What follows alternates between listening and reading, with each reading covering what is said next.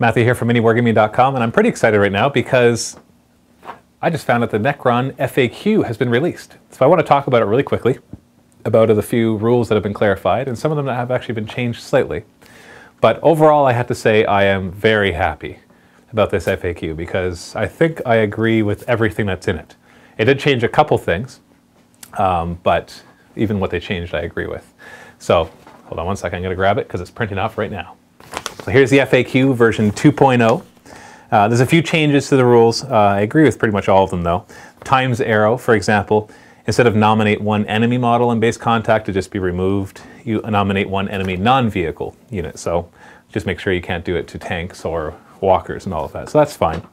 The second thing, the Scarab Hive. This is the Tomb Spider thing, and people were saying, oh, if I bring 9 Tomb Spiders, because they're a heavy support choice and you can bring them in groups of 3, each of them can create a Scarab Swarm, and it says that you just put them into the unit. It doesn't specify how. So people are saying, well, at the beginning of the game, you got your guys back at 12 inches. Well, I'm just going to have these 9 Tomb Spiders right around a group, and they're going to add 9 Scarab Swarms, which are going to go across the board, because they'll put 1, 2, 3, 4, 5, 6, 7, 8, 9.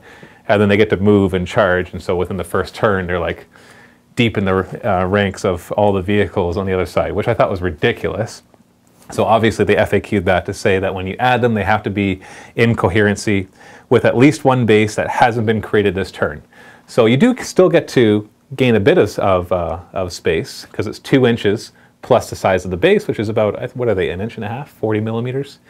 And so you get like 3.5 inches of movement because of that. Same thing as reanimation. When a guy dies and then comes back, you can place him back in coherency. So if he's like a Lich Guard, you can put him up front and gain about 3 inches of movement, because you get 2 inches to be in coherency plus the 1 inch base. So you still get that at least, but you don't get the ridiculous 29 inches extra movement that everybody wanted to do. Sweep attacks, cover saves are not permitted, even if it's against a vehicle. Repair barge, whereas before it said if you roll a 1, then it takes a glancing hit, but otherwise it still does it. It's a result of 2 or more, you get to repair, and on a result of 1, it doesn't repair. If you don't know the Necrons really well, a lot of this stuff might not make sense, but that's okay. Surrogate hosts with trazyn, I really like this change because it was a little confusing that before it's basically said when he's removed from play on a 2, or when he's killed or something on a 2+, he replaces somebody else.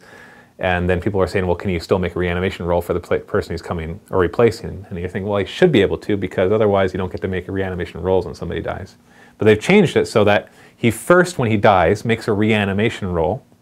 If he fails that, then on a 2+, he replaces somebody. And whoever he replaces cannot try to come back. In fact, it clarifies that anybody who's replaced by anything, such as a Chaos Spawn, cannot try to come back. So that if you're looking for a way to make it so Necrons can't try to come back, that is one of the ways.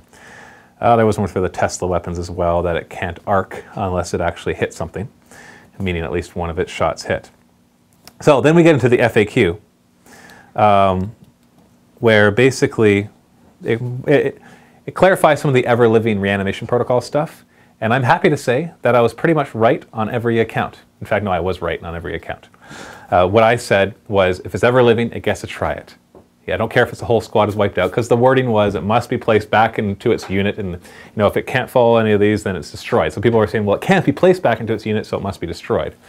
And so if you wiped out a group of warriors with a lord, not an overlord, but a lord, the lord wouldn't be able to try to come back. But then my argument was, well, what's the point of ever living? Well, they side with me, so they were smart. And it said, if an entire unit, including an attached character from a royal court, so a lord or cryptek, is wiped out, do you get to make any reanimation protocol rolls? The answer, you would only get to make 1 roll for the attached character, as he has the ever-living special rule. Note that in this case, he must be placed within 3 inches of the counter as his unit has been wiped out. I was right. So we actually played so that he couldn't come back if his squad was wiped out, just because I wanted to err on the side of caution. But they do get to try to come back. The rest of the squad doesn't. But that was clear already, because it says that a character is not enough to warrant the rest of them. So Entropic Strike. Oh, so many stupid things came up with this. People are saying, well, if you get Entropic Strike, you don't get to roll to penetrate afterwards, which is just retarded. I don't know why you'd think that. And I apologize if I insult anybody there, but I thought just because it doesn't say to do something from the regular rule book, it doesn't mean that you can't do it. I talk about this in another one of my videos, but basically when you look at a profile for a bolter and it's strength 4, AP 5, it doesn't say you may shoot this weapon. And so you don't say, well, you're not allowed to shoot a bolter because it doesn't explicitly say you're allowed to shoot the bolter. But it doesn't say you can't, but it doesn't say you can. Like it's as dumb as that people were assuming you couldn't roll. And then my question would be, well, what's the point of having a Catan who can be upgraded with Entropic Strike? Now you turn him from a strength 7, 2d6 armor penetration to basically no strength, with 4 attacks, a couple of those possibly going to remove some armor from a vehicle instead of destroying the vehicle, because strength 7 armor penetration 2d6 will most likely penetrate. So yeah, that was kind of ridiculous. Here it says, do you roll to see, do you roll to see if a hit with the Entropic Strike special rule reduces a vehicle's armor before rolling for armor penetration? Answer, yes. Second question, as all attacks at the same initiative are simultaneous, does this mean that other models with the same initiative will also roll to penetrate against the reduced armor value? Yes. So I had a game where I had Scarab Swarms and Lich Guard attacking a squadron of vehicles, which we'll talk in a second. And people were saying, hey, the armor reduced by the Scarabs shouldn't have been used with the Lich Guard because it's the same initiative. And I said, well, if it's the same initiative, they're all hitting at exactly the same time. And the Scarab Swarms immediately drop it, so why won't the Lich Guard benefit from that? So I was correct. Then they say, how do you resolve the Entropic Strike special rule against a vehicle squadron? Basically is you roll a number of d6 equal to the number of hits, and then you split the successes equally between all members of the squadron, and the defending player gets to choose if there's any excess. Then you roll to penetrate as normal. Now the only flaw there is penetrate as normal, you don't roll for a specific vehicle necessarily. So I guess what they're trying to say is the one that you're in base contact with is the one that you would roll to penetrate. But that can get a little tricky still, because what if all my bases were, or what if I had a group of Scarabs go and they're in base contact with all 3 vehicles of the squadron, they drop down the armor, but one of them has slightly lower. I didn't keep track of which hits were on which vehicle. So maybe that's what we're going to have to do, is we're going to have to say, okay, these ones are on this vehicle, these ones on this vehicle, this one on this vehicle. We roll them all at the same time, reduce everybody's armor, but then we keep track of which hits were on which vehicle. I think that's what we're going to have to do. It's a little convoluted, but what do you do? Lich Guard with a dispersion shield. If it's hit with a template weapon, it can deflect it, which is good. That's what we were doing. Can you choose to take the invulnerable save of the dispersion shield instead of an armor save?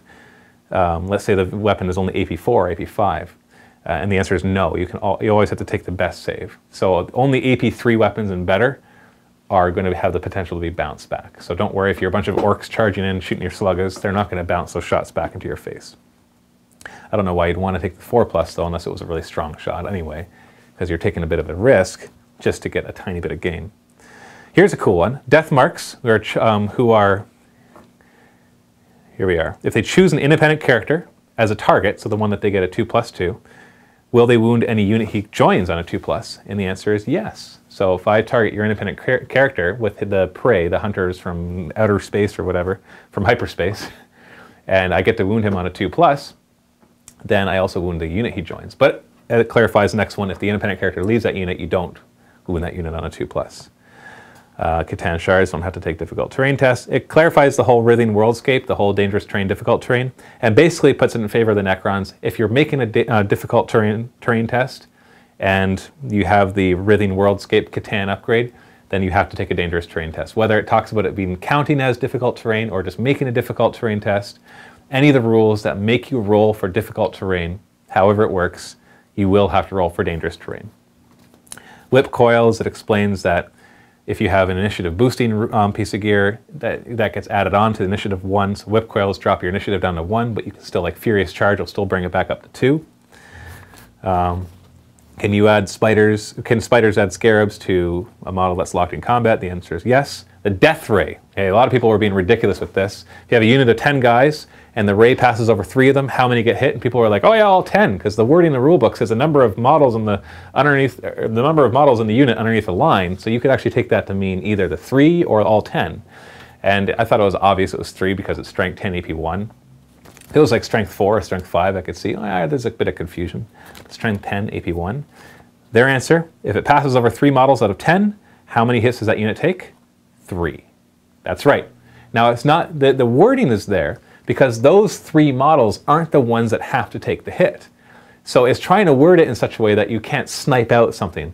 So it passes over 3 guys, you take 3 hits, but when you roll and you wound, let's say you wound all 3, you can allocate that anywhere you want in the squad. That's what they're trying to do. They're trying to stop you from being like, I'm going to snipe that one right there.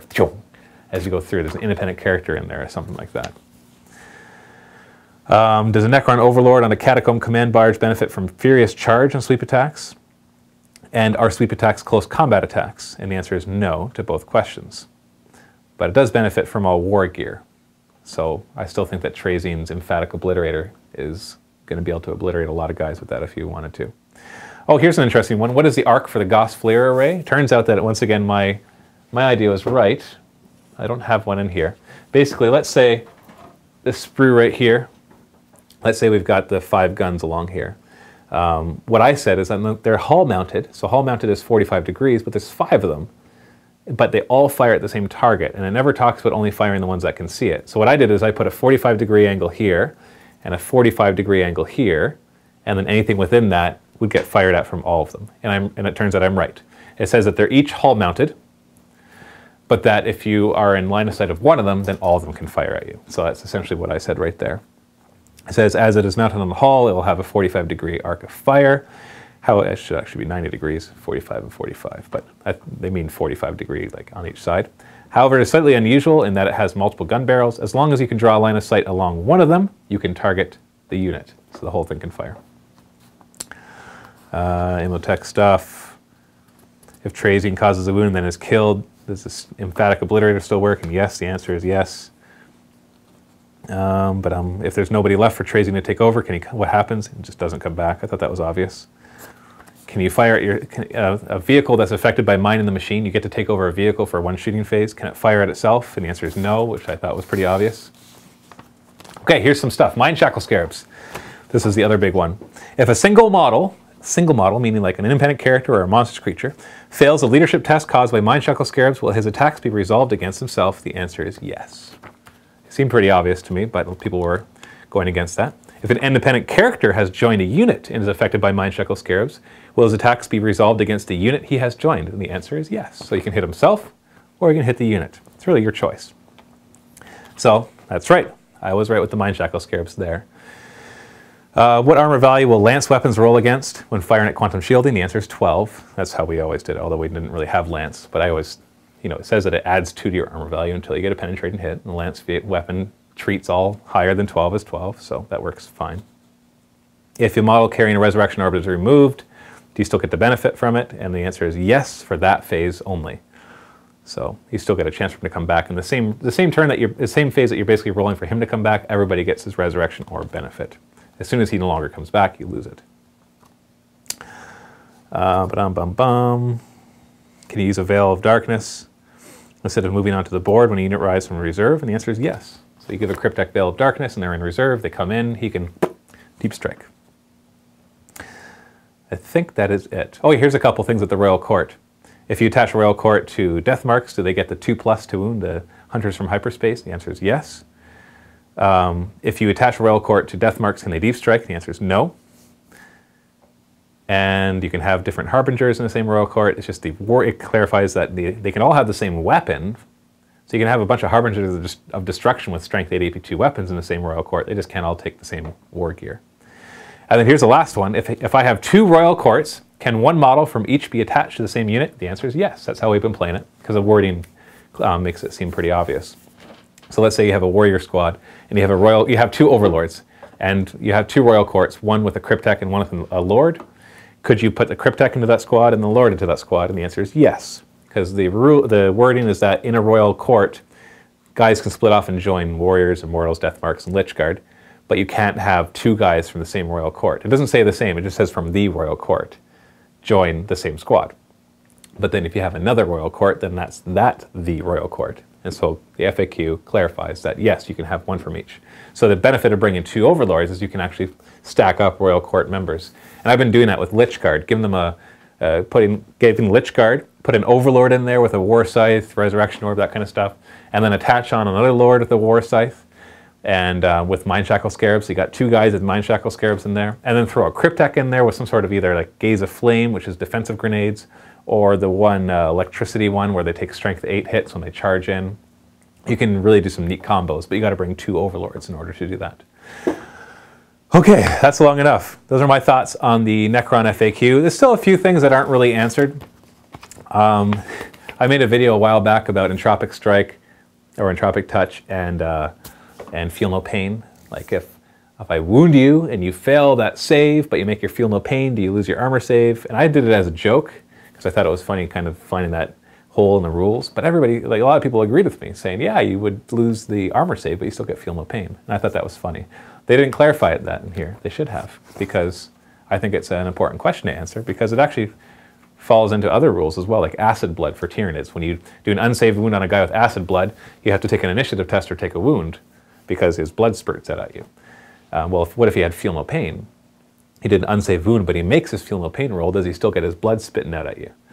And I would say no, because it becomes, to me, it becomes a saved wound, even though you're not rolling a save. It's a feel no pain, but who knows if that'll maybe will be clarified in 6th edition.